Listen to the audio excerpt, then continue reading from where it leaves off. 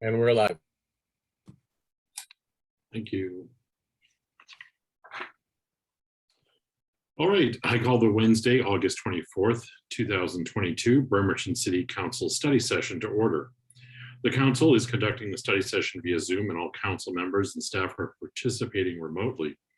The study session is open for the public to listen in, but there'll be no opportunities for input. The content of these items is subject to change, and no action is anticipated. If approved by the council, these items will be placed on the September 7th, 2022 City Council meeting agenda. First up, I have Lieutenant Ryan Heffernan here to present item 1, the proposed public hearing for acceptance of the 2023 Edward Byrne Memorial Justice Assistance Grant. Good evening. So the Bremerton Police Department is again applying for the Edward Byrne Memorial Justice Grant, or referred to as JAG, under the 2022 local solicitation program. The funds provided through the JAG program will help fund the salary of the department's community resource specialist and will allow for the continuation of the department's crime prevention and community partnership functions. This is the 13th year that the police department has applied for a Byrne grant, and we're eligible for a grant amount of $15,979 for the 2022 solicitation. The application was completed and submitted on August 8th, and if awarded, the grant monies will be used in calendar year 2023. There's no matching funds that are required from the city. All right. Anyone on council have any questions or comments on this? It's pretty routine.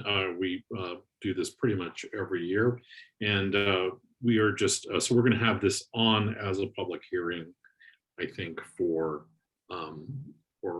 September 7th. So, okay. All right. Well, thank you for your time today, and thank you for continuing to pursue these funds.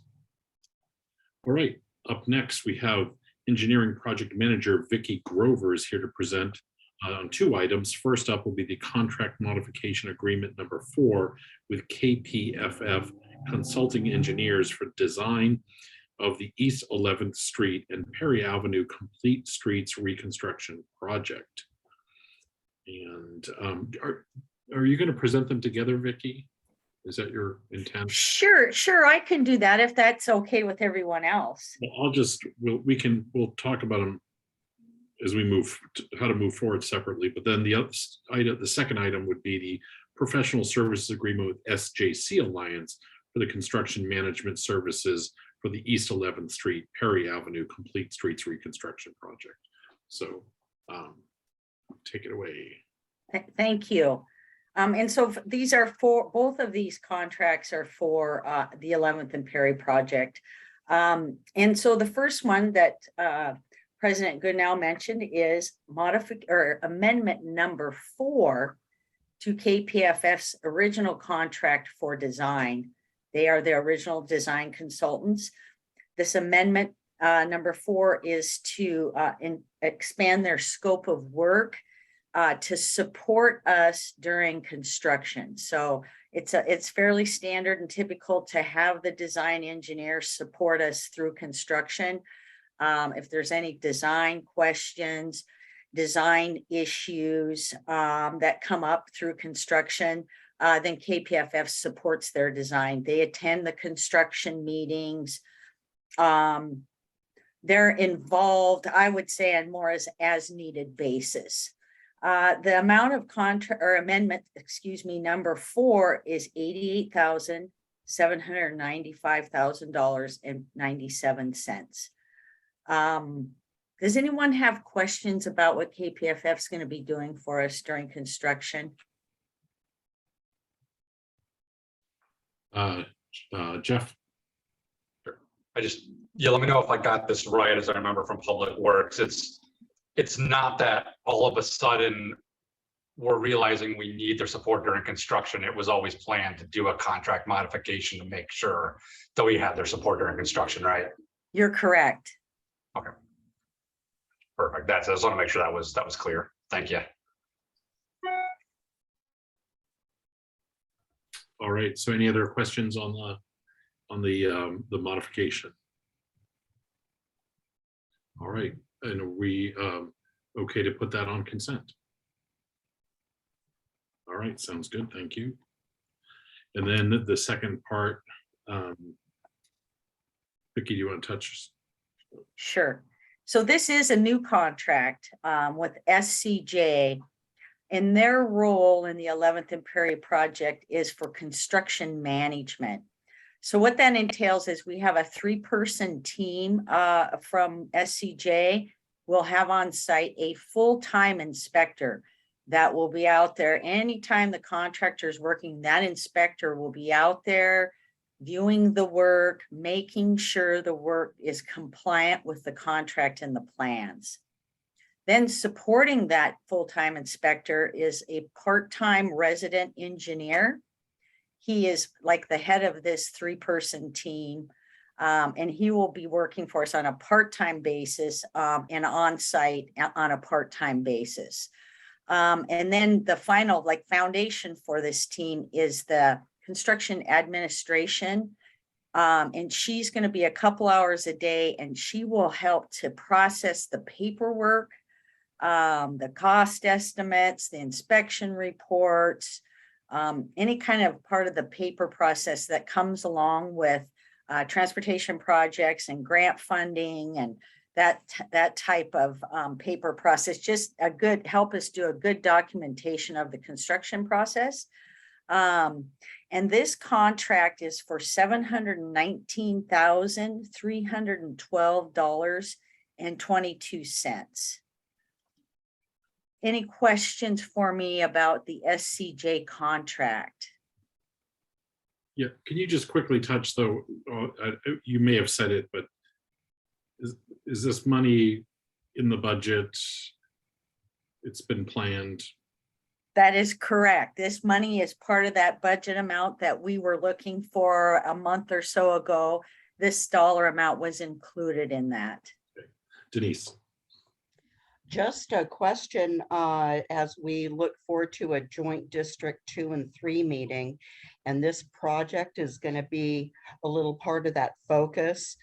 Just wondering if it might be beneficial to have anybody from any of these consulting teams.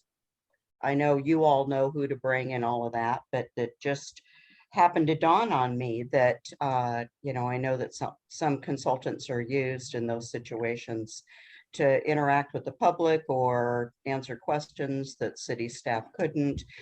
Are we a little early in the process for that, or what do you think, Vicki? Well, I have to be honest, I'm not entirely, I'm aware of what you're speaking of, but I'll just say nobody's talked to me about what that will entail yet at this point. And I guess and I would say possibly off the top of my head, I appreciate the thought, but I believe that we should be able to interface with the public, Right. And answer those questions. That would be my first thought. And of course, unless Shane tells me otherwise, that's how I think we would handle it.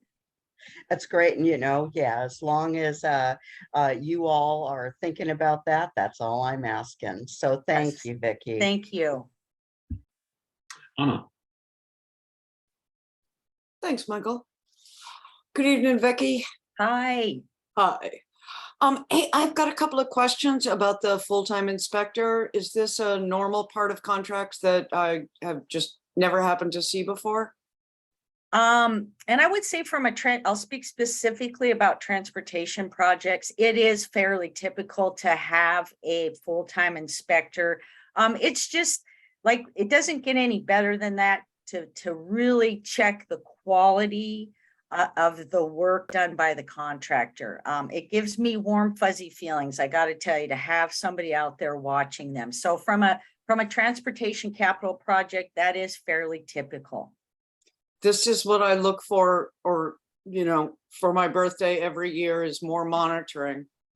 Yes. That's really great. And then that's really wonderful to hear. And then my second and final question is there any bond on this project? Any bond posted? The contractor has posted a couple of different bonds. That is correct. and just, you know, if the world falls apart as it seems, which as we know can happen, does this bond guarantee completion of the project? That is the intention of a retainage bond. That is correct. Thank you. Okay, Jeff. Cool. Same question as the last one, just to make sure I got it right. The reason we don't try and write one giant contract for the entire project at the start and instead rely on doing several modifications along the way, or so that we can remain a little agile and then with each modification, tune it based on what's been found and done in all the previous work prior to that. Is that Yes, I would reasonable? agree. And given the situation, you know, COVID snuck in there, and chances are if we would have tried to, and I'm not, you know, that doesn't happen every day, but it is sometimes more beneficial to see what the time frame is going to take to develop the project. And then it is my opinion that typically I prefer to use a different consultant than the one who did the design. It just adds a little bit more roundedness to the different eyes that are viewing it. And so that it's not always the case, but that's preferred. But again, in this particular case, I think maybe the city's thought at one time is that we might be able to do this ourselves. But again, giving staffing and whatnot, this is the best route for us to go on this particular project. Cool, that makes sense. Thanks for clarifying different contractors. All right, that's it. Thanks so much, Ricky. All right, we'll do another round with Anna. I'm not usurping anybody else's question. Okay, just a really quick question, please, Vicky. Thanks, Michael. So this is different from design build. This is, you like a designer and then a builder separate to add roundness, which is a wonderful word. Is that correct? Yes, that's correct. Okay. Can you expand on roundness in like 35 seconds or less? Well, I can be really honest. I've been a consultant. I've spent about half of my career as a consultant. I understand the consulting world fairly well. You know, it gives more transparency to the design. I've done design and then done the construction management, and there can be issues that come up, and it's easier to kind of hide some of those maybe flaws in the design or issues that are going on, because you don't want your company to look bad if you know, messed up something or missed something in the design.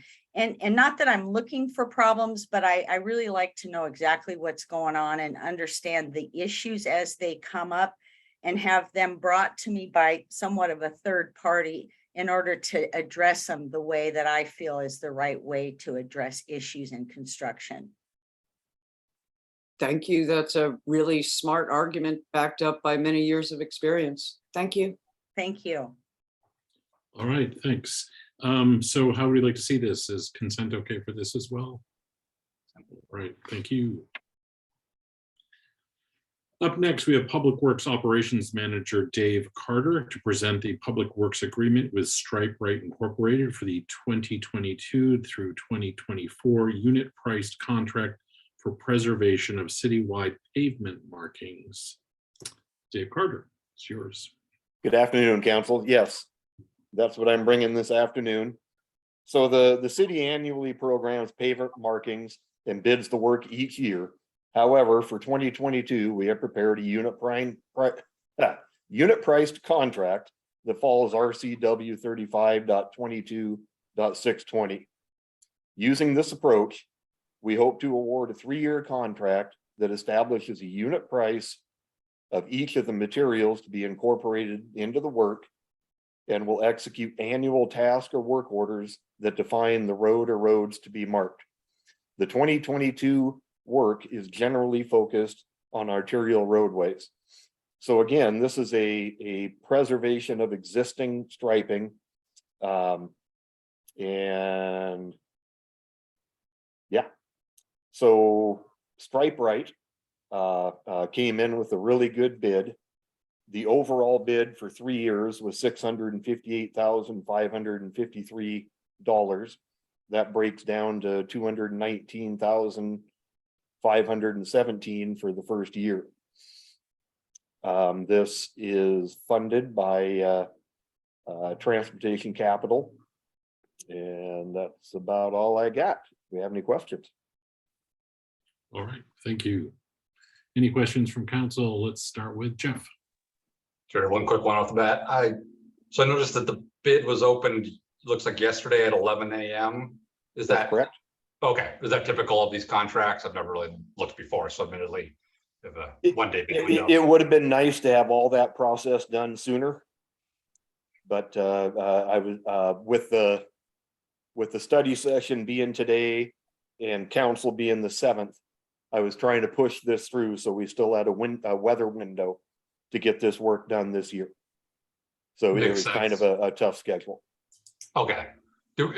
I don't know how many of these similar contracts have done in the past, but are there a significant number of other pavement marking companies that would normally weigh in, or is it typical just to get 2 or 3 bids? Yeah, so 2 companies recently combined. So I'm not surprised that there was only 2 bids. Normally, or I wouldn't say normally, quite often I would expect to see 3 bids. Okay, just wanted to do diligence and make sure there wasn't like normally 7 or 8 bids come in, and because of a short window, we didn't get them. So, all right. No. Well, thanks, Dave. Appreciate it. You're welcome. All right, Denise. Yeah, I'm seeing a trend with this unit price, multi-year kind of contract. Is that a direction that Public Works is going in consciously, strategically? And I can imagine that there's a benefit saving of time. But could you talk about that a little bit? What's been that process? I'm assuming it could be that this is not the general direction, so. So we absolutely are going this general direction with the simple maintenance type contracts that we've done in the past. For example, chip seal, striping, slab jack, or equivalent. It saves us substantial administrative time coming up with a contract every year, running it through council, the whole process. So we discovered this somewhat new method that is supported in the revised code of Washington, and we're trying to streamline our administrative efforts. I think that's great. And I'd love to know at some point, I'm sure you all want to know too, just how much, maybe at the end of a year of this practice and the contracts, just to somehow monetize it, because I think it will probably be considerable. It will be So, considerable. Yeah, congratulations on moving in this direction. Thank Very you. supportive. Okay, Anna. Thanks. Okay, so this evening, Dave, how you doing? I'm good. How are you? Excellent. Okay, so this pavement marking map is just the 2022, yeah? That's correct. And it was completed May 19th of this year? I couldn't answer that question. Was it, I'm wondering why we didn't get an opportunity to look at it at the August 16th Public Works Committee meeting. Well, I guess it just didn't get included in that, and I guess I dropped the ball with that. Okay. I have already expressed how much I love the idea of this unit price contract because, as I've said, any contractor is going to be happier about bidding on a 3-year contract. And we already saw with the contract last week how well that worked out with, what was it, Interurban? Intermountain, yes. Yeah, that was just amazing. Well done, you guys. So these are arterials, and I'm looking at them, and the section on 6th Street, isn't that part of 6th Street Phase 2? Yes, but 6th Street Phase 2 won't be completed for at least a couple of years. And the current markings are insufficient at this time. Okay. They desperately need to be refreshed before we get in the dark winter months. I as you know, feel this way about many, many streets in Bremerton, yes. And so there's no, I'm just asking because a couple of sections of this are state road. There's no state money available for this. No, we're responsible for the basic maintenance on those. Well, doggone. Okay. And then I think my final question, I hope my final question, Dave, is in the budget, there's two sections for pavement marking. One's about 150 and one's about 175. Is this 300,000 coming out of that? Yes, it all comes out of the transportation capital. I'm sorry, I misphrased my question. So the total that I have seen for all pavement marking in the city is 325,000. And this 300,000 would come out of that 325,000? This 219,000 Would come out of that. come out of the transportation capital funding. I haven't seen the total that you're seeing. It's from the capital projects list. There we go. That Okay. Public Works gives us every month for the Public Works Committee meeting. Okay, I'm sorry, I don't have that right here at Okay. my fingertips. Okay, can you direct me, like, of whom can I ask that question? If Shane is on board, we could possibly ask Shane. Yes. So I'm not aware of that document either. I apologize, but I will say that we have a budget of what I've seen in the Transportational Capital Fund. We have the $150,000 of striping with that additional amount. I'm not sure about that. That additional amount, the 175, I think you said. But we have additional city safety dollars as well included in this to take care of the safety component of the striping, which is basically the striping that's not there right now that we're trying to fix. So between those three, those are the funding sources that we have. Okay,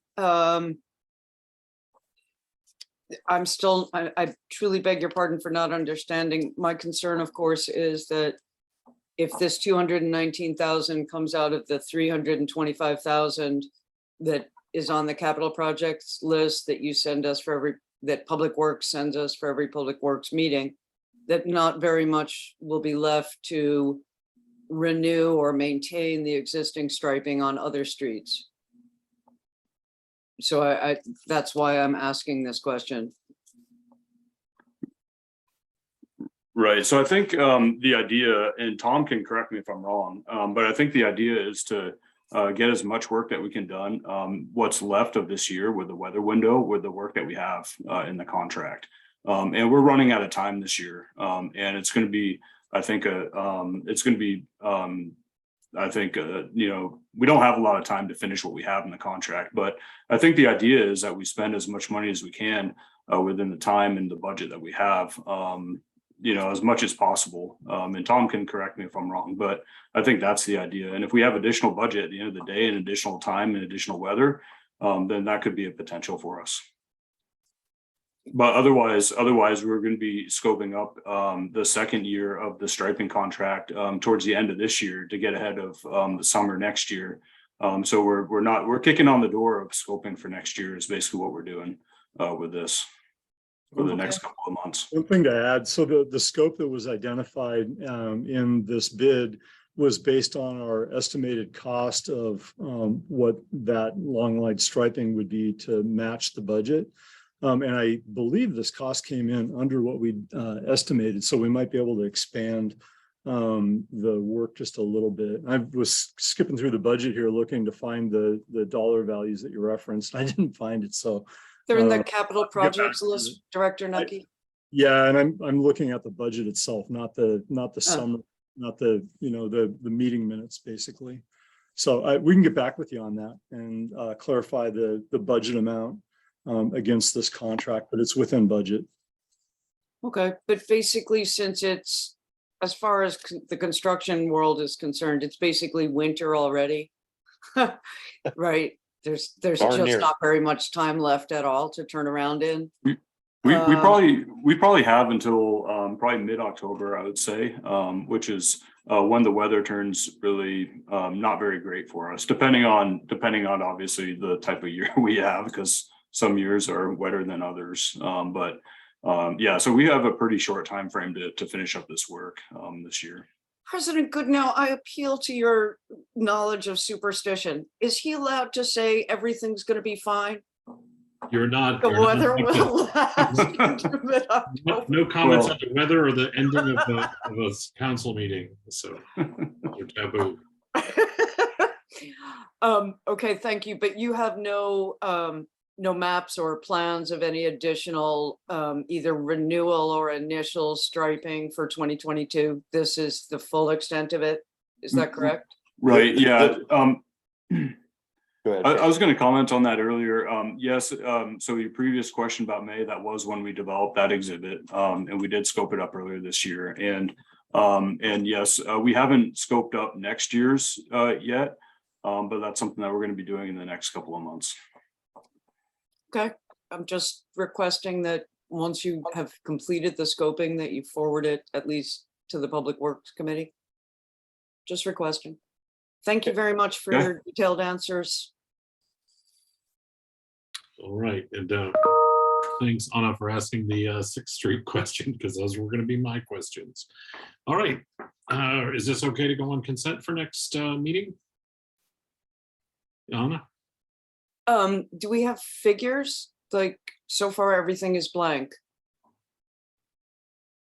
In the What figures would you like on it? One moment, please, while I zoom about among screens. This agreement is entered into between Bremerton and blank, whose mailing address is blank, shall perform the Oh, oh, oh, following oh. services for the city blank. Okay, so an updated agenda bill was sent out today. Yeah, you gotta refresh or go back and get the new packet. So I can verify that the new packet is online and everything's filled out. Okay, well, then I'm perfectly happy to have it go to consent. All right, it is. Thank you very much, everybody.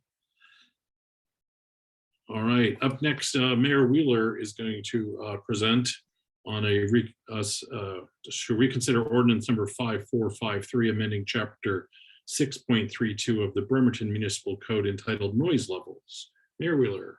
Okay, good evening. Thank you, Council President. So on August 3rd, 2022, the City Council unanimously adopted amendments to the Bremerton Municipal Code entitled Noise Levels. On August 11th, I exercised my authority and vetoed the ordinance. So I've sent you my objections. There was attachments that went with my letter. And it's now up to you to consider and my objections. All right, so you don't want to present those at all, Mayor Wheeler? They're in your packet. I was debating whether to just read what's in front of you, and I thought we'd just get. I just meant for anybody who's watching. Vice President Chamberlain, go ahead. Thank you, President Goodnow. Okay, thank you, Mayor Wheeler. Yeah, we all can read. We all read it. Hopefully, we can just kind of clear up any issues by just changing the wording for the Friday and Saturday for music venues. I think I'm not married to the idea of 200, and it seems like if that's all we got to do is move it to 100 feet.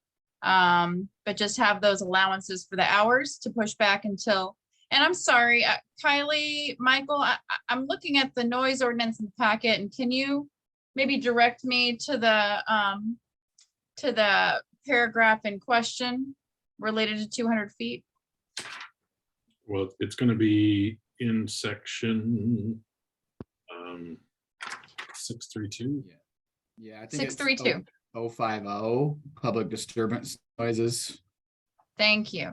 Okay, so I just would like to propose that we just keep the same wording for the noise ordinance, but make that one modification for like leaving the time in place as discussed and changing it to 100 feet rather than 200 feet.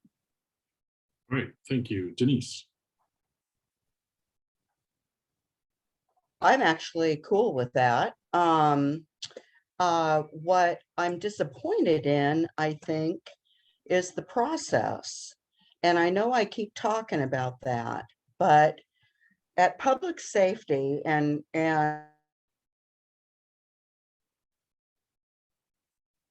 Uh-oh. Chairperson Lieutenant Elton was representing, who I know and respect.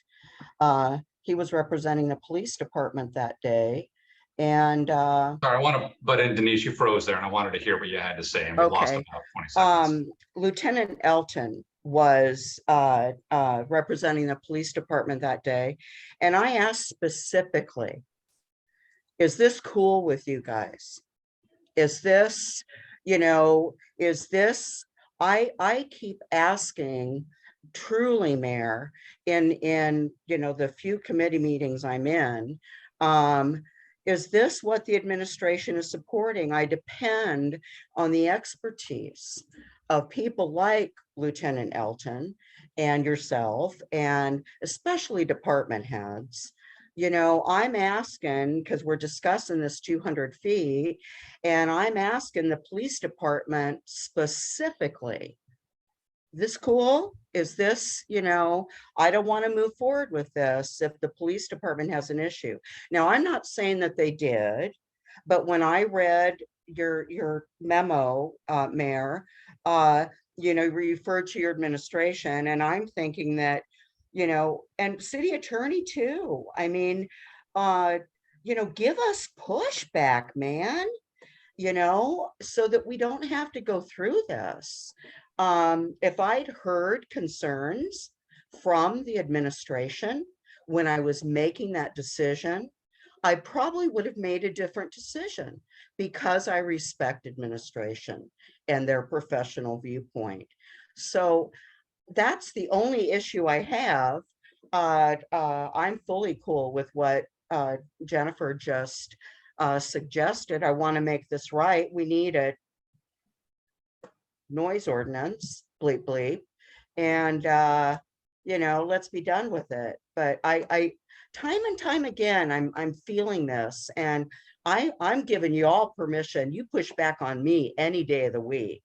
If it's going to make my decision a better one, then you tell me straight up, that something's wrong, and I will respect that. But when I don't hear it, and then we go through this, I don't think the mayor should be put through, having to veto, unless this is just the mayor. And I don't think that that's the case.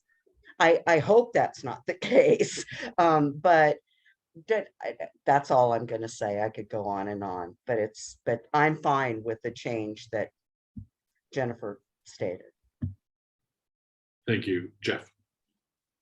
I want to understand what Jennifer just proposed because I'm not understanding it. So I thought I just heard that during the hours that are currently written there on Friday and Saturday evenings, the distance would be 100 feet. But my understanding is the default is already 100 feet. So am I missing something there? Yeah, so there was an option where I believe the Friday, Saturday night also increased to 200 feet. And I can try to find. Right, increased from the default of 100 to 200 during those Friday, Saturday hours. So what's the proposal change? So I think the main ask, I believe, of administration, and then what Vice President Chamberlain just suggested is, let's just bring everything in line with the 100. And keep in mind that the 100 is doubling the distance that we've been using for 30 years and is more in line with other municipalities. So that suggestion is basically 100% in line with the original administration's proposal. I believe it is. No. Okay. Okay. So that's, We haven't. yeah. So then we're back to where we were having several meetings of asking for a consideration of some exception on Friday and Saturday nights for live music. So we're back to the original bill, basically, where several of us were asking for a amendment to consider live music. So it seems like a step back to exactly where we were. I'll leave it there for now. I just wanted to make sure I understood that proposal completely. Jennifer, if you want to clarify something, but I gotta get through a round here of everybody. So if you want something quick, go ahead. The time is extended on the weekends, so it's extended till 11 as opposed to 10 o'clock on the regular weekdays. Jeff. So the only difference between the original proposal and what you're proposing is a 1 hour extension on Friday and Saturday nights. I will say yes, but I will say that originally, and most other municipalities have a 50-foot rule. So we're not back to square one, Jeff. We're still doubling the distance. And we're adding an hour on Friday and Saturday nights. We're back to the proposal that we had 3 meetings over. No. Yes, That the original timing- proposal that came to council this year started with 100 feet. We're not back to the original one because we have extended the Friday and Saturday night. This is proposed still, of course. So the Friday and Saturday night has an additional hour allowance. So Actually, correct. yeah, so we're not back to the same proposal. So, right, the only difference between the proposal we started with this year and what you're proposing is the extra 1 hour on Friday and Saturday nights. I believe so, yes, sir. Okay, I just want to make sure that's clear. Thank you. All right, I see a couple city attorneys have their hands up. So if you guys want to clarify the process on this, and I'm just going to ask everybody to really use clear language when you talk about original. So there's the original that we had, there's the original that was submitted by administration, then we came up with a new version. So just be clear. Either city attorney can go ahead and speak.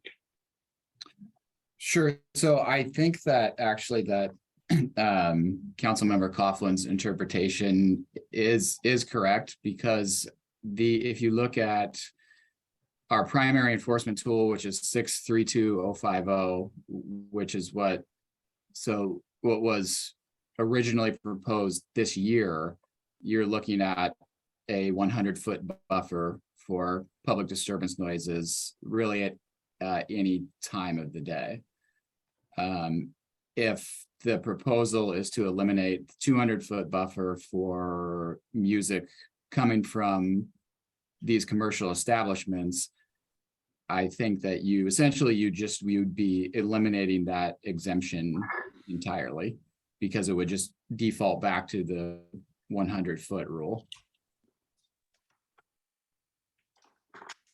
Okay, let's go to Anna. Thanks. Let me just lower my hand. Okay. So this is a question for all of you, but more specifically responding to Jeff's question, which is what council asked for several times was an exemption specifically for commercial music venues. And what we have now is this subsection G of what, 0.050 something something. And it that's the only reference to a commercial music venue. So I think Jeff's concern is well placed, which is there's no exemption for commercial music venues in this current noise ordinance. And that was what we were trying to get. And I know like the last time this came to a vote, it just seemed so unfair to me that noise was happening in the neighborhoods in my district and in other districts. I care about them too. And the police had nothing to enforce. There was no noise ordinance. So this seemed to me like 90% of good. Let's just get a noise ordinance going. But there is the exemption for commercial music venues is not as complete as I think we were looking for. Is that correct, Jeff? Am I expressing your concerns correctly? Yes, I think Okay. so. Okay. So if there is a way that we can do that, that would be great. I feel very certain, and in fact, I would put money on it, that nobody in this meeting wants to discuss the noise ordinance again, ever. And yet, it's our duty and responsibility to put a good noise ordinance out there that makes sure people can go to live music and make sure that people can sleep safely and quietly in their homes at night. Both those things. Thank you. Eric, Yeah, thank you. So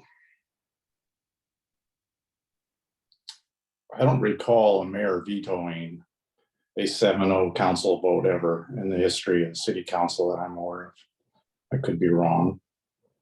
Only been on for whatever, how many years, 12 plus. I was so proud of this council. Administration wanted to pass their ordinance the way they had it written. We took in consideration the input from the public, from restaurateurs, the affected entities.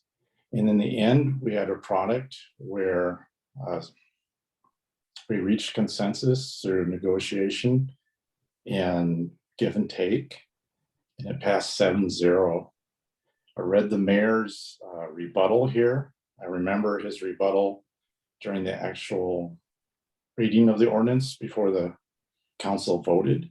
I don't see any new information other than the obvious. You increase the distance from 100 to 200, more properties potentially could be affected. That's not news to me. I hope it's not news to anyone else on council. So I won't get into that.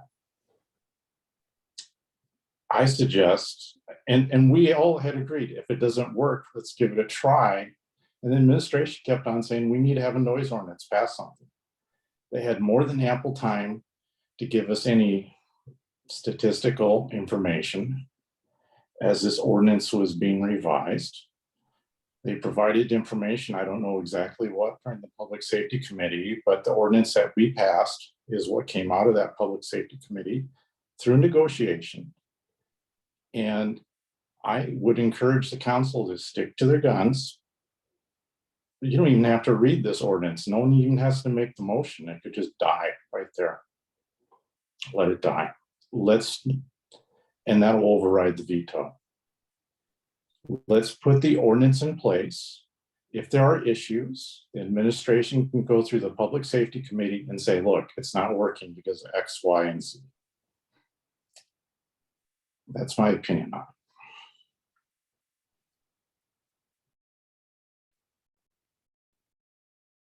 okay, so I probably should have said that, I mean, we have, our options here are to, adopt administration's changes, stick to our guns, or kick it back to something else. So, Jennifer, do you have your hand up again or still? Go ahead. Yeah, I was waiting for the round to continue. So Eric, so what you're saying is the motion that I have on the floor, if nobody seconds it, then can you explain, and I apologize, can you explain that to me again about rules and procedures? I'm interested. So actually, I believe our attorney, Ms. Fennell, should probably explain that. All Yes. I'm saying is if no one reads the original motion that's in the recommended motion, it doesn't go anywhere. Okay. So a few things, just I'm having a little trouble with the same thing that Michael cautioned us on, and what do you mean by original? But I will just speak as to, there is a motion that's on your agenda, Bill, today that's prepared for passing what I would call the post veto version of the ordinance that the mayor's asking you to pass. If the council doesn't want to pass that, the council can set the version that was passed by the council earlier, the August 3rd version that has the 200-foot exemption for commercial music on for a vote at the next council meeting. And if it is super majority, so we're going to we can't put it on consent. It needs to go to general business. Mhm. If there's a second vote on that August 3rd version and there's a super majority, then that version is enacted. I think Yeah, I I like agree. that better. Yeah, I agree. I misspoke. Absolutely, Kelly, you are correct, obviously. So, but real quick, can I say, Jennifer? Yes, sir. I would suggest if the packet for next week have both motions on there, A and B, to be fair in this process. Okay, so so I made like a suggestion. I don't know if it's necessarily a motion during study session, right? That we change it to 100 feet. But if we vote by a supermajority, then our 7-0, the same one that we had from our 7-0 decision, can go into effect. Is that correct? Am I understanding that correctly? I'm sorry, I don't know what you I don't know what you said, because are you Okay. saying with your change, whatever you pass next week, 7-0 is going to be the new ordinance? I will say, like, I think I would say if it was something different, there's a potential that you could go through a second veto process, but it's if you pass. So if you come up with something new, if that's what you're asking, then the mayor could veto that new ordinance. If you don't change anything from the August 3rd and you pass that with a super majority, then I think that ordinance is, for lack of a better word, I mean, if that particular one that passed August 3rd either doesn't get a super majority or just never goes to a vote, then it dies. Okay, I think then I'd like to kind of go with the consensus of the group. I guess that's something I didn't know about, so I'm glad I learned that tonight. I think I really, like Eric said, I really appreciated the process that we went through. We went through this so much. And something that I did have a problem with is that this data, you know, there was just words of caution brought from the administration. There was no data. And I think that the data that I was going under when I originally made the 200-foot recommendation came out of a study that's, you know, but between that very, you know, the very prolific case that we all know about in Bremerton, where it was stated that I think 180 feet would do it, and that both sides were agreeable. We had a lot of, you know, we had a lot of feedback that was in support of the ordinance that we by consensus voted in. So I think then I'm just going to sway back because that's what this process is about. And I think we should just go for it and vote into a supermajority, if that's what we still want to do. Thank you. Assuming. And just so a supermajority is just 5 in favor of Jeff. Perfect, thanks. Yeah, I think I want one last comment following several folks on the process in my head. And that is that, you know, this went through all of the previous council last year where there was a lot of input and talk about it. And you heard similar concerns that previous council had about live music, which is what kind of started this whole thing years ago. This year, our council, I feel like in the multiple sessions, asked several times and said, hey, we're hearing from constituents and folks that want to make sure there's an exemption for live music. So the council asked several times for that consideration. And I feel like the administration just said no, that they had plenty of time and ability to do an analysis, to reflect on that, to propose some sort of compromise. And it never happened. It was past our original proposal and there will be no compromise. This is the first time that we're getting any sort of analysis. And I think as folks have said, it's really nothing. It's nothing new. It's not like you're highlighting existing music venues or ones that are likely to go in and really digging into it. I don't think there's any new information here. And I reflect on that the original person, the public comment we got who had an issue with, I believe, with Brother Don's and their music said, oh, wow, Friday and Saturday nights, that seems pretty reasonable to me. I also look at doubling a distance is about 6 decibels louder. It still seems like a reasonable compromise to me. I'd like to continue forward with it. And, you know, as we discussed, if this isn't working, we can change it. I do appreciate the mayor's comment in a previous session about considering businesses establishing and buying equipment and, you know, investing, but it's not like overnight there's going to be 10 music venues that open. You know, we will have time to see how this unfurls and adapt to it and adjust. That's my opinion. So thank y'all. Okay, Anna. Thank you. It would also be quite possible for, if such a business did want to open, for the permit department to say, hey, the council just passed this and they're keep taking it under advisement. You might want to think before blowing $1 million on equipment for your place. I think all of these comments are valid. And I think it's very odd to be considering overriding a veto. It's the first time I've ever seen this process. Yeah,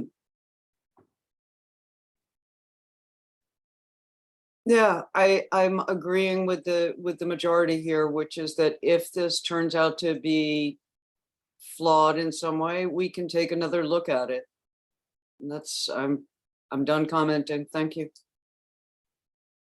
All right. I'm gonna ask the city attorney maybe a more technical question.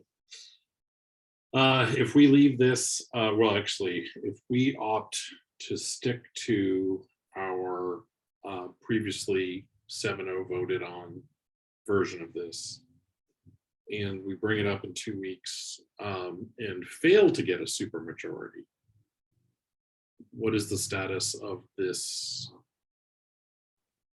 ordinance, I guess? Is it?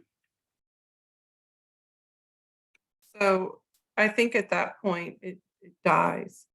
And I will say, so And that's the approved ordinance dies because the mayor vetoed it and we didn't get a supermajority, which is right, that's what how it reads in the charter. And I'm certainly going to be looking at it more between now and 2 weeks from now, but I can't see any, because what it says, and I can just read you from the charter right now. Upon reconsideration, a majority +1 of the whole membership favor its passage, the ordinance shall become valid, notwithstanding the mayor's veto.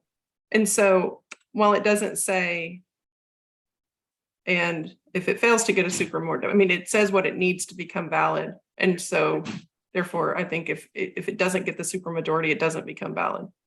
So I think that's where I'm leaning towards. I feel like we have a supermajority,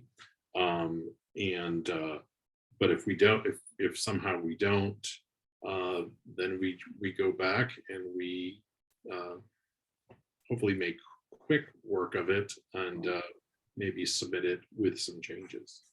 Sure. So what we'll do is we'll see where we are after a vote. Yeah.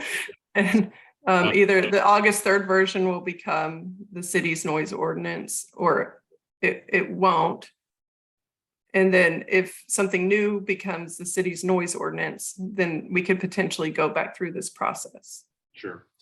Again, I've kind of mentioned this before, you know, and Jeff sort of brought this up too, but you know, the rate at which sound decreases over distance is fairly significant. So I don't think this is that big of a, I don't think it's the issue that everyone's made this out to be on both sides. But I feel I'm hearing pretty clearly from council. Denise, do you have a comment? Yeah, I'm just wondering, maybe we should use your idea of a quick, you know, thumbs up, thumbs down to take the pulse, or I don't feel like no. we need that, and we got to be careful on using that kind of thing anyways. Okay. I think that this will be on general business in 2 weeks. It has to be. Okay. Yeah, it has to be on general business, and we have to have a vote. Yeah, but actually, let me be, now I got to be clear. Do we vote down in 2 weeks? Are we voting for our original, or are we voting down the requested changes? Well, it depends who makes the motion, right? So if, let's say, for example, Councilmember Younger makes a motion to approve the ordinance passed by the city council on August 3rd, Okay, and he received an additional 4 votes and there were 5, then that would be your new noise ordinance. If someone else, makes a motion and says, upon reconsideration, and in viewing the mayor's issues raised on veto, I move to, approve, and then they read the motion that's in the agenda bill before you. And that person gets, the 4 additional. So I don't know what you're going to be voting on because it depends on who makes the motion, but those, you have options. So someone could bring a motion to approve this version. Someone could bring a motion to approve the one that's already been passed back on August 3rd. And if you do that, then it's over. all right. Does that make sense? I feel like, Yeah. okay. Jennifer, do you? Sorry, I don't mean to triple dip, and I know you already spoke, so I'm not supposed to speak anymore. But just to make it, fun, is that the word we're really using here? Maybe have both motions prepared as somebody else suggested. One to approve the proposed, the one that's in our packet, right? That's the one that's proposed today. And the one that we passed on August 3rd. So if we have 2 motions there, I guess we'll just play that, if that's okay.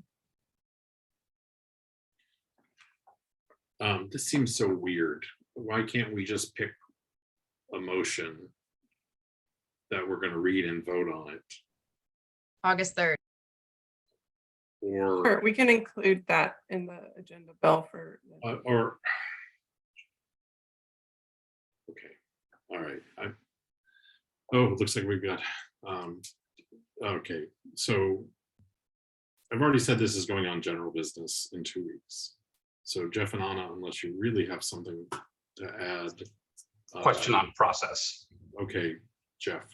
that I thought would be good to clarify. So if someone reads a motion, say the motion is to approve the August 3rd version, is someone else able to make a motion to amend it and say 183 feet? I just want to be clear on that before we go into 2 weeks from now.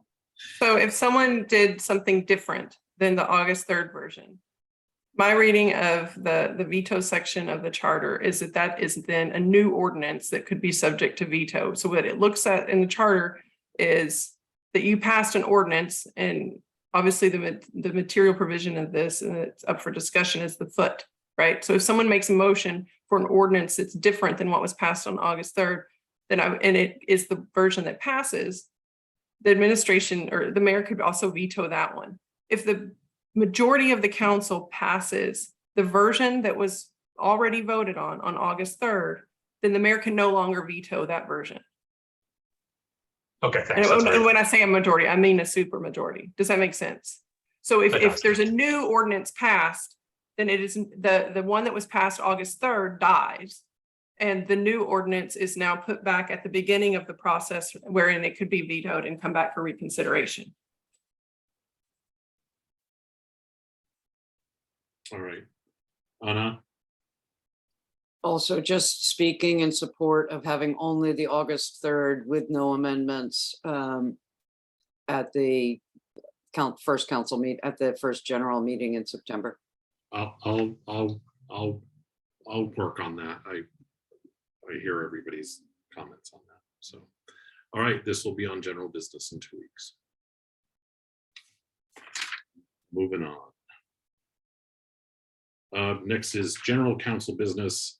I would like to invite Public Works Committee Chair Eric Younger to provide a brief summary of the recent meeting.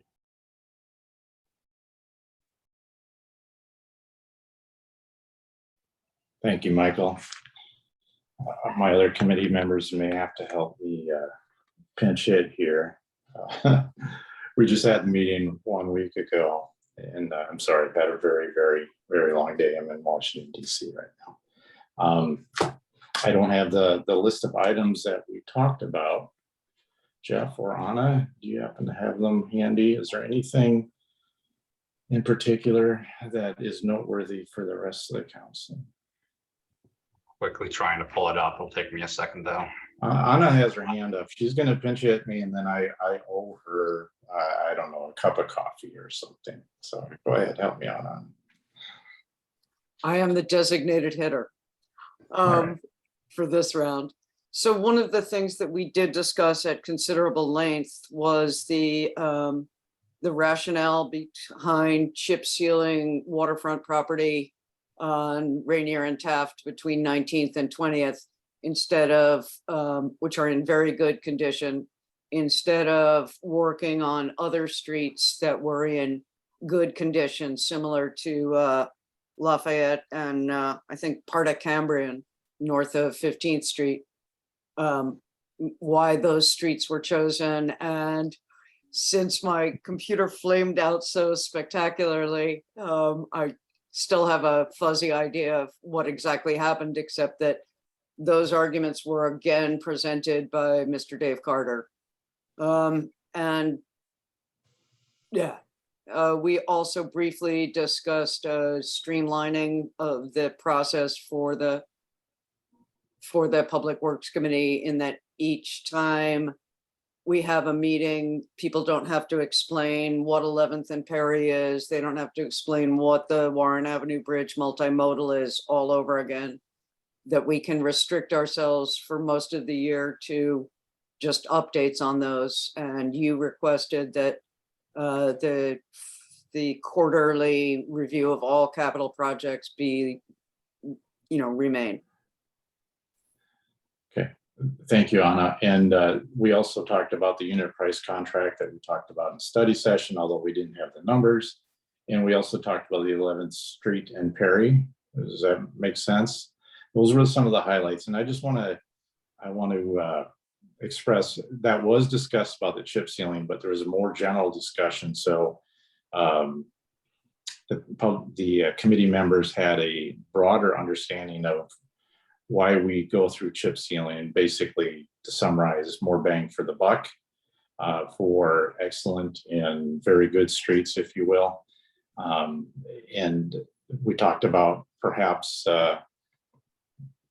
maybe addressing streets that are in poor condition, and maybe that should be another emphasis that's placed on during another Public Works meeting, as far as how do we address those. So I don't know if there was universal agreement about, I know Anna, you mentioned that example you mentioned. There's different grades of streets, the ones that you're comparing and contrasting, and I fully support the administration's decision. It was made a couple of years ago on a plan. The street that you mentioned, I think it was mentioned, could be picked up. The two streets could be picked up in subsequent years, and the contract already went out for bid, et cetera, et cetera. And so the streets that are listed are the ones that are getting chip seal. And I think the committee was like, we left good with that and with a better understanding of the process, but also with the understanding we'd like to learn more about the process, and we would like to address poor streets, is I think where we left off on that, especially with the dollar amount of $2.5 million being mentioned in our local street funds, that we would like to see that being spent. So something that maybe could come up in discussion when we bring up the budget. If the mayor doesn't put it in his proposed budget, perhaps the council will, after consultation with the administration and Public Works. In fact, we could work that out during our next committee meeting, ask about what that would look like to add more people internally, because it seems to be that's where the largest bang for the buck is, or at least that was experienced when we hired a crew of 4 and started doing some of the stuff in-house, most notably sidewalks. There's a huge difference in cost savings by doing it internally versus putting it out for bid, and the bid is what you get. And in this environment, they're not very friendly. So Jeff? And the pinch hit, I was going to add, we talked about the Warren Bridge, pedestrian multimodal improvements. Yeah, I think quick summary is they're considering a wide range of options. They're in line with council's direction a year ago. We had a good discussion there, just hammering in a lot of technicalities and making sure everyone was clear to all the terminology. And so there should be if I believe right, a stakeholder meeting in a month or so, and a more public meeting in about 2 months or so to get input. So that's on track. Thank you. Yeah, 12-foot clear, right, Jeff? Right. Yeah. All the options out there for public input and consideration. No, So big the thanks to Public Works.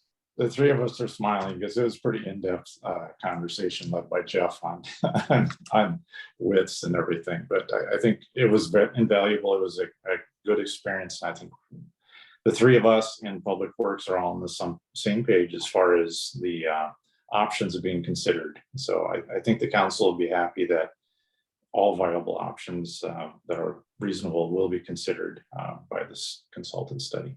And that's the conclusion with the aid of the other committee members of my report. Thank you, committee members, and I owe you each a cup of coffee. So thanks.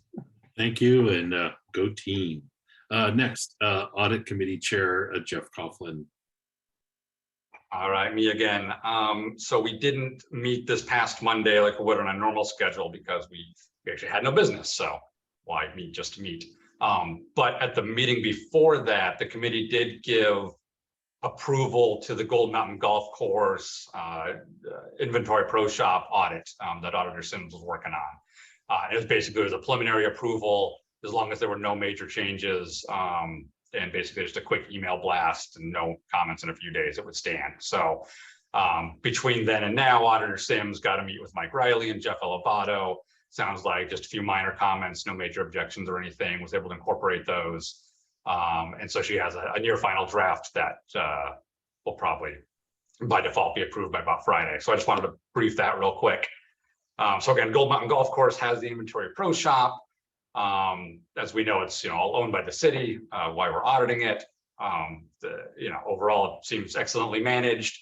It's in the black, it's producing money for us, but the goal is it's good to have this external audit. If we can make things even more efficient and get even more money out of it, that's more money to go to parks or elsewhere. So some of the key findings that Auditor Sims found where there's kind of a difficulty right now with the current system, really determining how much inventory shrinkage there is, meaning how much inventory do we think we have in the system versus what's actually on the floor. So if anything were to go missing right now, it's a little hard to track that.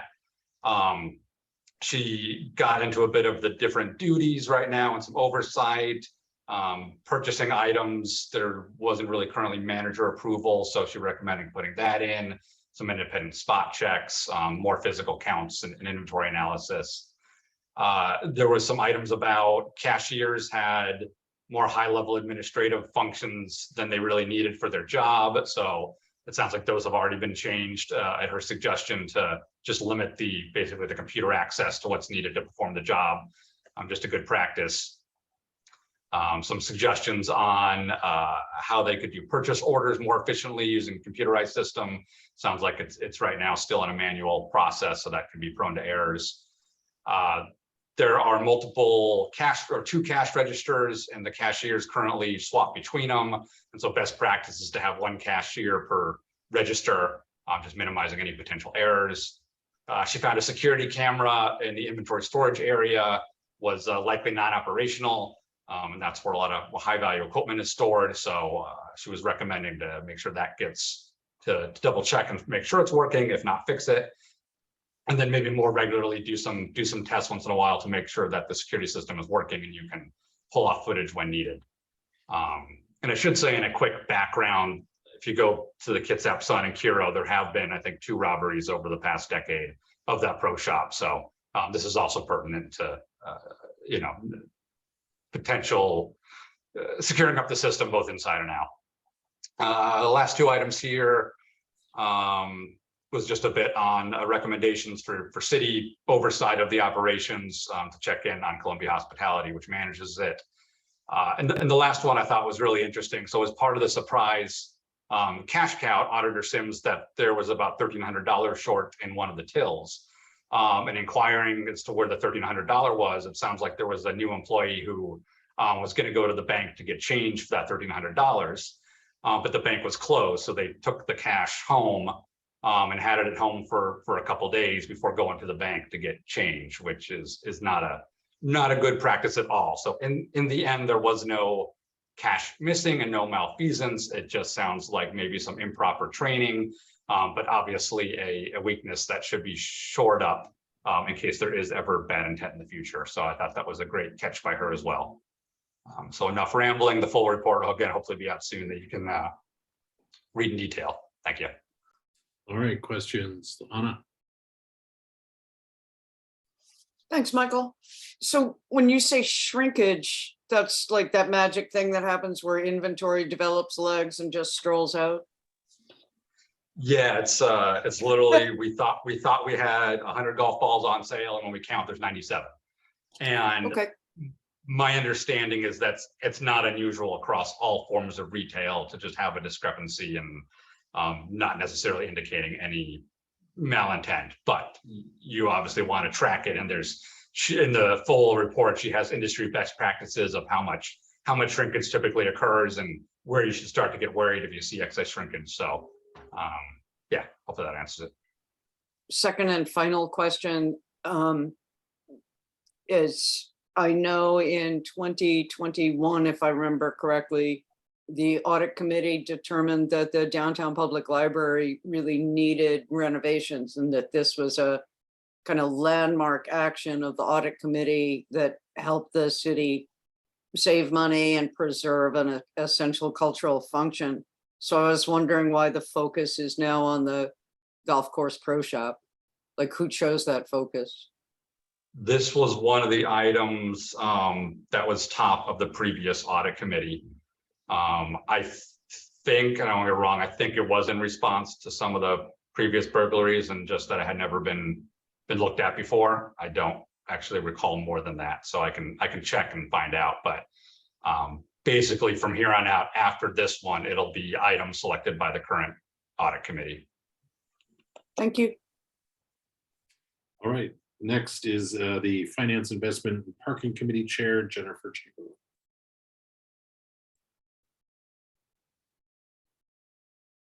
You should unmute, we'll hear you better. Thank you, Michael. Basic things that we went over. Just kind of gave some head nods to apply for grants, loans, all laid out in the CIP plan. Nothing that's really new and unusual. It's all in the CIP plan. It looks like, and Eric, correct me if I'm wrong, but my understanding is there's going to be a draft agenda bill or to amend the BMC regarding actual salary rate. Am I correct in that process? Yes, so the administration had a proposal to address when they want to bring an employee above a step one for managerial professional, and we have to vote on that, yes or no. And we reached we came up with our own proposal, which is, yes, you can do that, except for taking into account the reason why that was passed in 2002 or so in the first place. The mayor cannot do that for personnel that directly report to him. So this is going to apply to 99% of managerial employees. It won't have to go before council. So it'll be the department head that approves with the mayor approving. If the mayor wants to do it for people that report to him or her, whoever the mayor is, then it's the mayor approves with council approval. So we thought that was a good compromise. Back to you. Thank you very much. Yeah, so what that means is it's just going to change it so that they don't have to wait to come to us to approve a salary change, as long as it's within their budget. So we're not talking about asking for more money to pay somebody more. It's something that's reallocated within their budget. It's been hard. It's been competitive to get new hires at some of these positions. And so that will be up. I'm not sure when, but Mike Riley's working on that. And then finally, we did have the MFTE discussion. I'm not quite sure what to do with this information, but I'm just going to give you the information, the recommendation from the Finance Committee regarding the MFTE. There was not consensus to eliminate the 8-year MFTE break. And so there's also not consensus to modify the 12-year. What there is consensus on is the item where we update the 12-year with the application to extend to the 20-year in line with legislature. And then another thing on the table is the items for the displacement compensation and the unit mix. What we did have is a desire to have like a public hearing and also to hear from all sides, developers, etc. So I'm not quite sure what to do with that information, where we move with that, but I'm giving you that information. That's the recommendation from the Finance Committee. Whether or not this is a dead issue, I'm not sure, but there are some good components to the MFTE proposal that we would like to see. With that, I do want to ask, what direction do we want to take with that recommendation? Anna?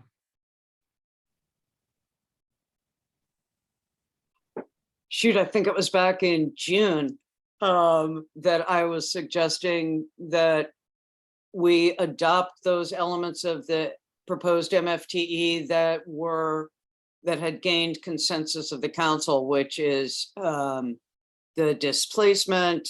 Shoot, I put them, laid them all out in a memo. But Jennifer, do you have that at the tip of your tongue? Well, with a caveat, the caveat is the recommendation from the Finance Committee regarding displacement compensation and unit mix is that we hear from landlords, tenants, developers, etc. So it's not as clear cut as you might think. Okay, I do have that email that you sent, yes. Okay, so there was clear, and on the slideshow that Director Andrea Spencer sent us at least twice, she had marked those 3 or 4 items that on which we were all in consensus. I feel like these are really small baby steps, and especially the displacement, and that council should consider those items and at least get them inside the code, and then we can tackle everything else. I feel that I would put down a whole $1, and since I usually bet in nickel increments, but I'm going to put down a whole $1 as a bet that what developers will tell us is that it does not pencil out. What landlords will tell us, I don't clearly see the relevance, and what tenants would have to say, that would of course be interesting to hear, especially displaced tenants. But that delaying these 3 or 4 items on which we're already in consensus, it's just doing a disservice to the people who live here, who are scraping by, who are facing food inflation of about 20%. And I see Director Spencer's hand is up, and okay, I'm not even going to make a bet. I am certain that Director Spencer has all of this at her fingertips. So I will stop talking. Thank you all. All right, Andrea, do you want to speak? Just doing a mic check. Can you hear me? Yes. Okay. I was just going to add is that just those 2 amendments that you identified, one was state law changes. There's nothing that we can get input on. It was just changes to the state, and the administrative changes that we were talking about for development displacement. Developers have been doing it. We've been asking them to do it. We've just made an interpretation, and nobody's argued with us. We've gotten 0 pushback from how we've implemented the program. So when we develop the code amendments, it's exactly how we've been administering it. And we've gotten no feedback about, no, I don't want to do that. So I don't think it's real controversial. I mean, it'll take us some time just because we have other initiatives right now, but we can bring that forward later in the fall for council's consideration. So we could scope the ordinance to just be those two tickets of two topic areas of changes and nothing else. And obviously advertise like we always do. So those are easy changes to wrap into the ordinance. All right, thank you, Denise. That certainly simplifies it for me, Andrea. Thank you for that re-explanation. I just want to state that the reason that developers and landlords should be involved in the conversation is because they own the property and have rights. We want to make sure that we have low-income housing, that we have affordable housing. We are all committed to that. But with the MFTE, Anna can bet all she wants to. I've seen the spreadsheets.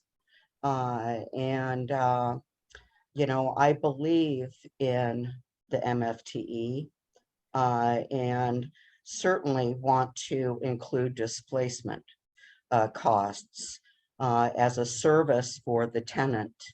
I think that's really appropriate and something that we should support. And if the mayor has to include it in his budget.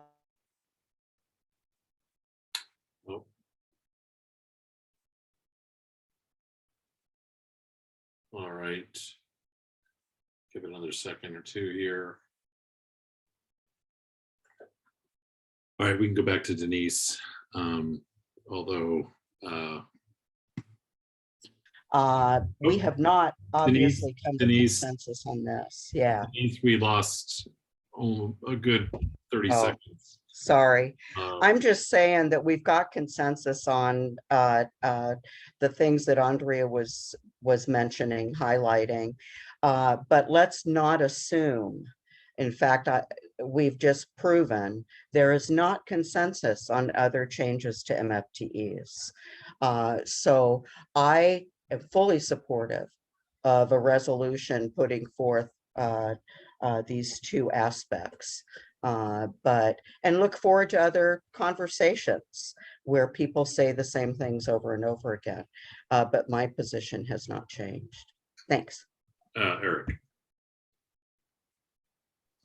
First of all, thank you, Jennifer, for bringing it up during finance and sharing it with the rest of the council. So it sounds like now it's been conveyed to the administration, and Director Spencer is going to put those first two items on there.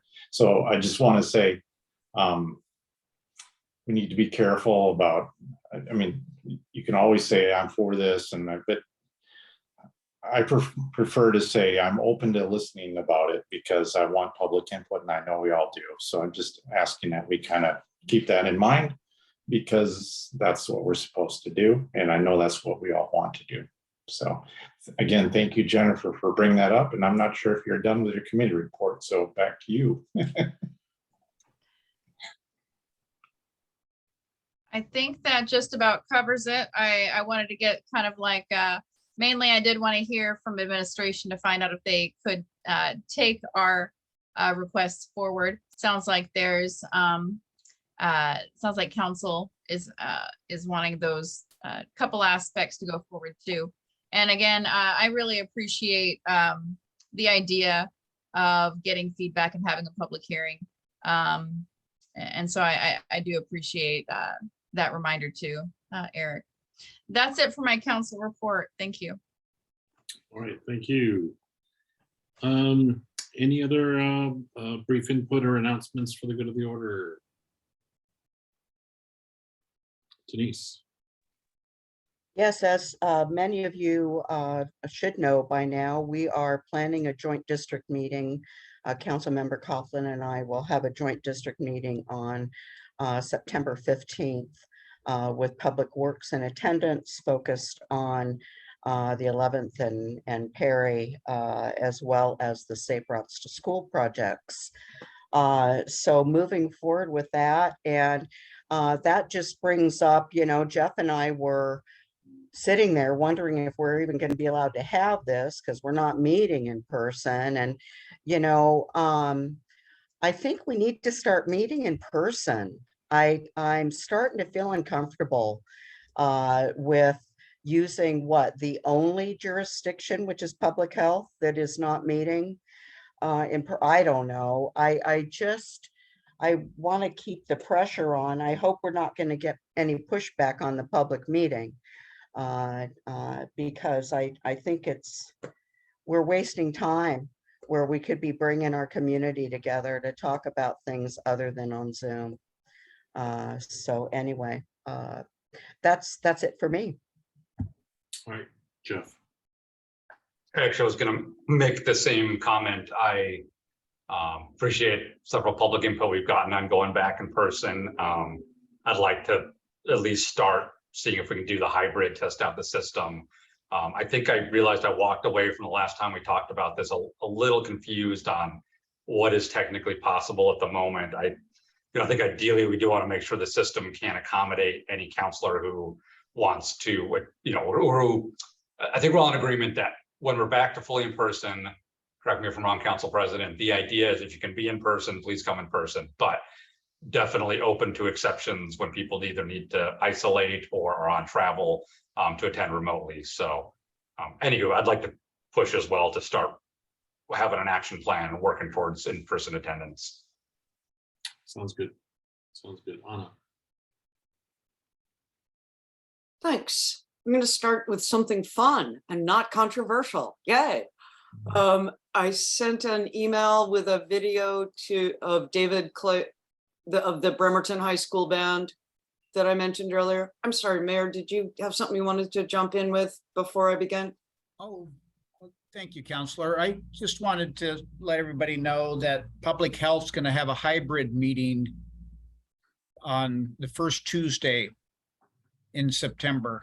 And all the other boards, regional boards that I serve on, Kitsap Transit, Kitsap 911, Kitsap Regional Coordinating Council, they're all going to wait till October.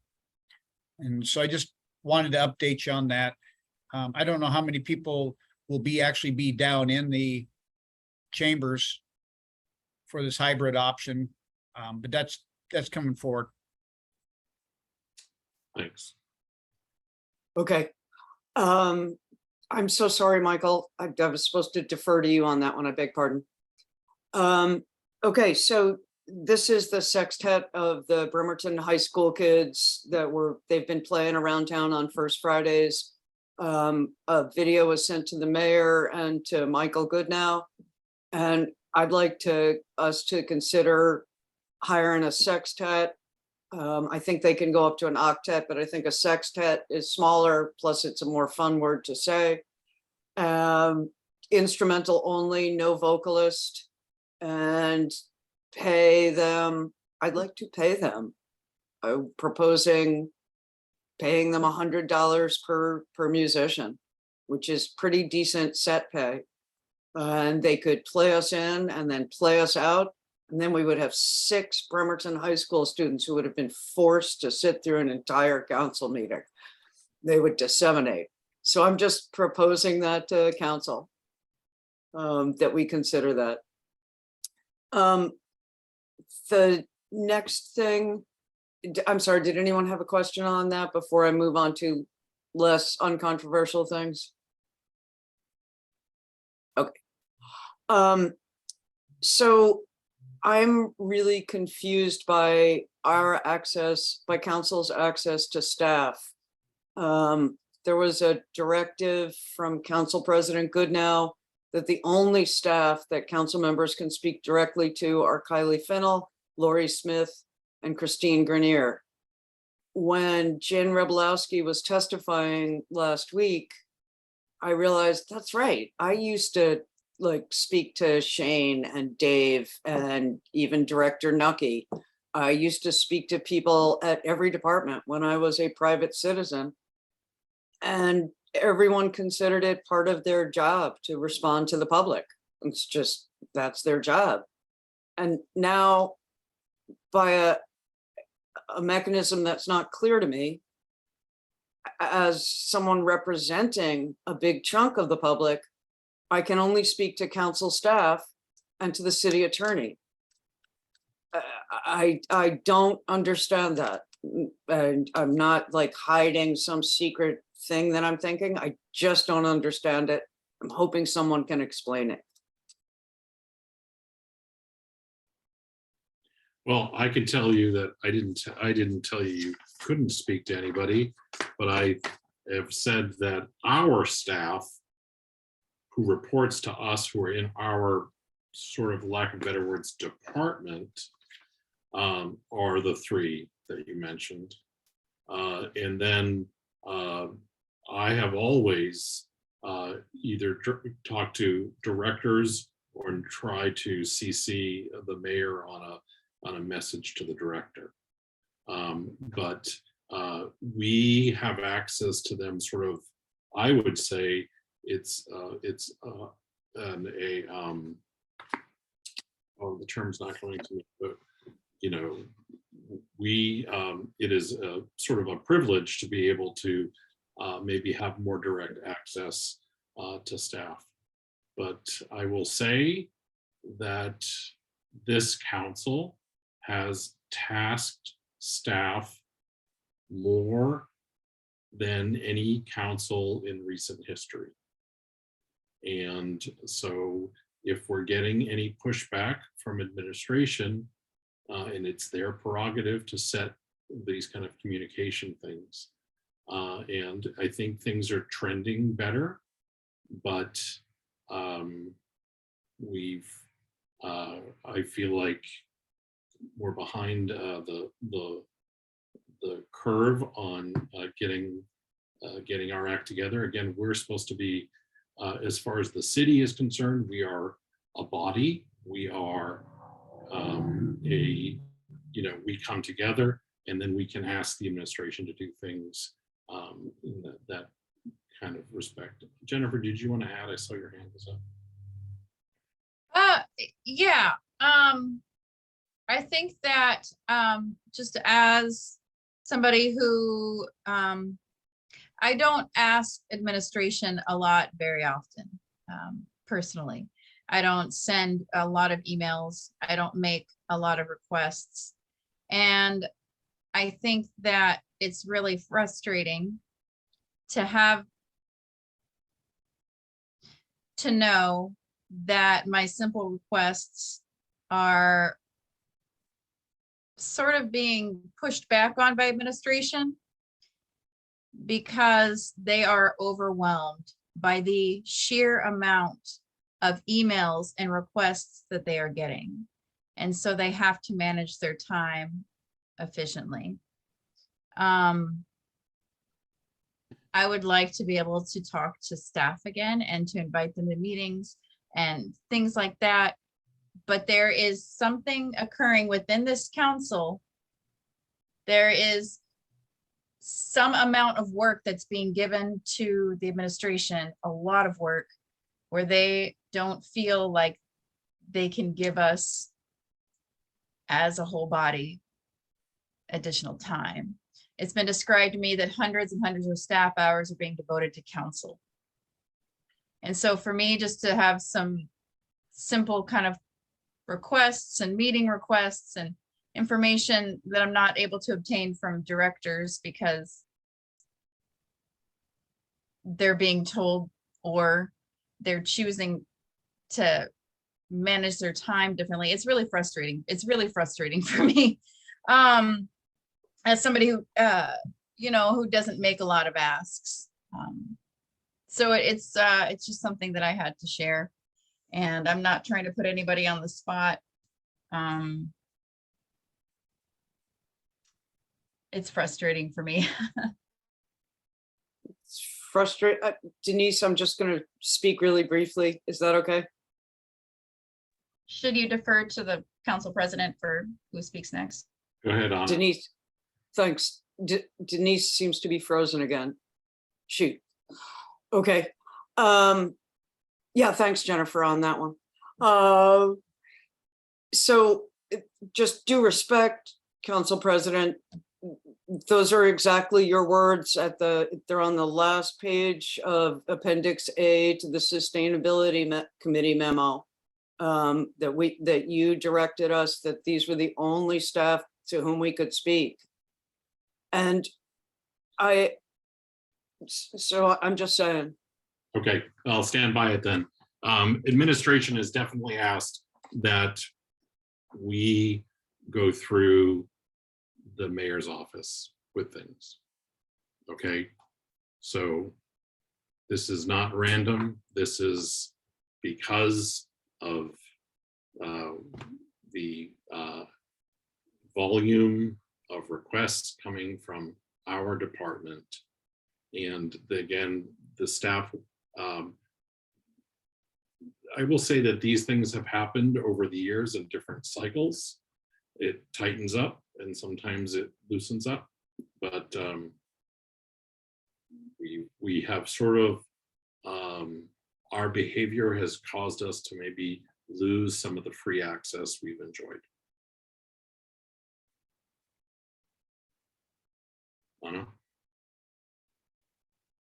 Okay, well, still not fully understanding this because as a private citizen, whenever staff was like, I've got to go do something else, they would just say, I got to go do something else, or I don't have time for this, or it's going to be a month before I can get back to you.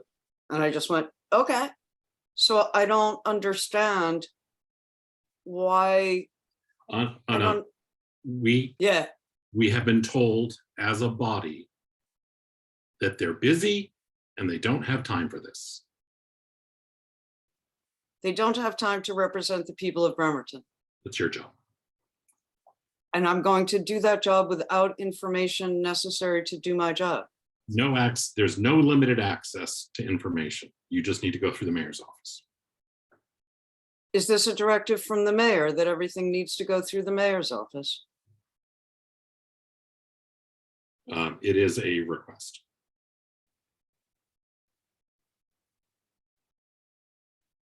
I see other hands are up. Jennifer. The last thing we want is a directive from the mayor. What we're following is a friendly request right now, Anna. We are no longer private citizens. We are an operating group. We are a department, like Michael said. So we need to respect this, or it's going to get to a point where there is a directive. We want collaboration. We want to have this access again. But what's happening is there's too much staff time being taken by council.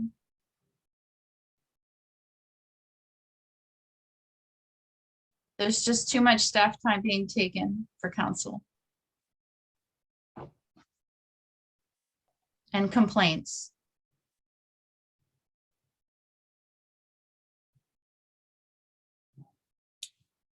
All right, anything else for the good of the order?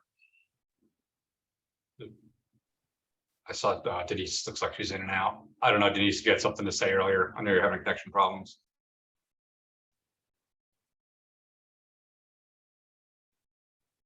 Denise? My internet is spotty, so.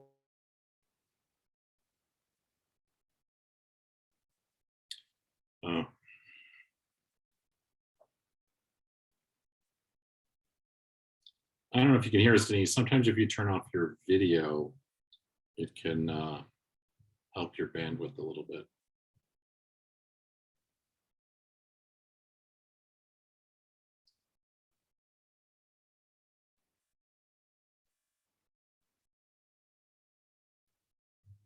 All right. Anna, you got something else? Yes.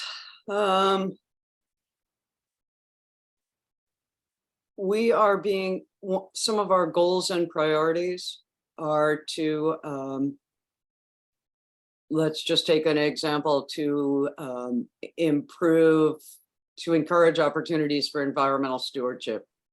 Let's move on to one that is less controversial, to encourage community engagement. I don't know any mechanism by which we can work on achieving that goal except through a committee. And to my knowledge, there is no committee that has that as its purview. So I am wondering what mechanism exists outside the committee structure to achieve those goals and priorities that are not immediately and clearly linked to a committee. Yeah, the entire council. Can you tell me what is the mechanism to get that in front of the entire council? What to get what in front of the entire council?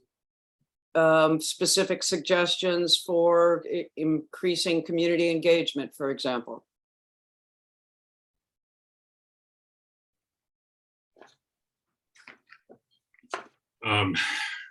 You know,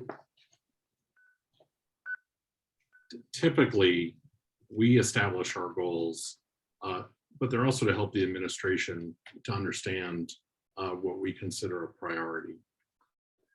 So most things are probably going to come from the administration side. And then as we look at things, we can make changes, and we can make changes to more closely follow what we've established as goals. And we can bring things up. I feel like this is a roundabout question about the thing that has put the most time on myself and a few staff members, that I feel like the council has given us clear guidance that they would not like to move forward with. No, it's really exactly what it is, Well, thank Michael. you. I'm asking, how do we bring up methods by which we can increase community engagement, which is one of our goals, When just something- moving on. And I'm asking, how do we do that? Because I don't know. I will work on getting some more information out there so that everybody understands the process and how we work together as a body. I've again, like I just said, typically when things come in front of us, we look to our goals and say, hey, this is new affordable housing, it meets that goal. Or you know, or hey, do we need to be looking through at this with a race equity lens? We look at the stuff coming in front of us and sort of wash it with our goals and our priorities. Aside from that, we can create, we can throw an idea out, and it's fairly rare, but we can throw an idea out, and if there's good consensus, we'll move forward with it, and you know, do the research and put together an agenda bill and get input on it and move it forward. Thank you. Jennifer? I just wanted clarification about clearer communication from who? Anna. This was directed to Anna. Clearer communication by whom? One moment while I call up the goals and priorities that we established, that, you know, that we met about on June 11th. I guess I mean, it was a one of pretty the- clear question. What was your, who do we need to be communicating clear with? It's, And you're talking Okay, about do you- council, right? do you I want just the wanna- exact wording, Jennifer? Or is a paraphrase good enough? You mean from the goals and procedures? No, I mean, From I the just goals wanted- and priorities, yeah, is a paraphrase goals and okay by you? priorities. I was just Yeah. asking you specifically who council needs to be this is an authentic question. This is maybe an authentic. I understand, and if you don't need the exact wording, I'll give you the No, paraphrase. I don't which- need the paraphrase from the goals and Then I- priorities. I just wanted to ask you who we need to be, like, who is our audience that we need to be better communicating with, like as council? One of the goals and priorities is to increase community engagement, Okay, right? So those would be increasing opportunities for public input, making sure that public input was meaningful. These would be some specific suggestions towards that. Is that answering your question? Yeah, I mean, I like where you're going with Great. it. I like Yeah, it that's- because here's the deal, like we have very few opportunities for participatory democracy, right? So how do we, like, you know, Denise and Jeff are thinking we need to have in-person meetings again, like that's another way to engage people. Like, let's keep the hybrid model so people can still attend by Zoom, like that would be another way to engage the public, right? Is that kind of where you're going? Like, how do we move forward some of these things so that as many people as possible, like getting the thing it gets problematic, I think, is, you know, like the public notices for public hearings, how are they going out in the community? Is that something else you're concerned about, things like that? Specifically, the things I'm concerned about were part of my submittal to the goals of priorities that I sent out, I think, June 1st. Okay. And I don't have them under my hand, but I believe they included improving the city's website so that when you land on the homepage, you know how to complain effectively and to whom you complain effectively. You understand that when the Bremerton One app says this is for convenience only, it's not official, that it is nonetheless official. Something that would explain all of that, something that would show people how to follow up, something that would bring up a consideration that a couple of counselors have brought up, which is we have public input, we have public hearings on everything, but any audit on how influential such public input is not, has not been clear to the members of this council. Okay. There are possibilities to restrict comment on Bremerton only items to people who live in Bremerton. Quite a few meetings have the capacity to take down somebody's name and address. If you want to comment on something in Bremerton, just give us your name and address and go. That would be one thing for us to consider. There's a number of things I considered that I brought up and was really hoping to discuss with the full council Okay. at the retreat, but it was summarily adjourned. So- Luckily, the next retreat is not far around the corner, is it? It's already August, so we just got a few more months. So I like the idea of just continuing to talk about how do we engage people, but we can only really do it through our city council meetings, right? Like the website and Bremerton One app, that's administration. That's not really our purview. We can't do anything. That's not our staff. We can't tell them what to do, but we can modify things within our own meeting and we can use our platform. Am I wrong in that assumption? I feel like I've been treated dismissively enough times in this meeting, so I don't think you're doing it right now, but I just feel like it's better for me to just shut up at this point. So I'm gonna do that. I'm sorry, I meant, you know, disrespect. I was trying to No, that's engage what I with- just said. Okay. All right.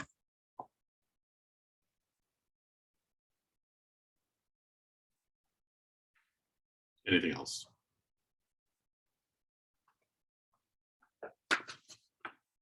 I did want to mention that Quinn sent his regrets. He got a flight delay, so he was probably in the air during this meeting. I also want to remind folks that the Kitsap County Fair is taking place today, August 24th through Sunday, August 28th.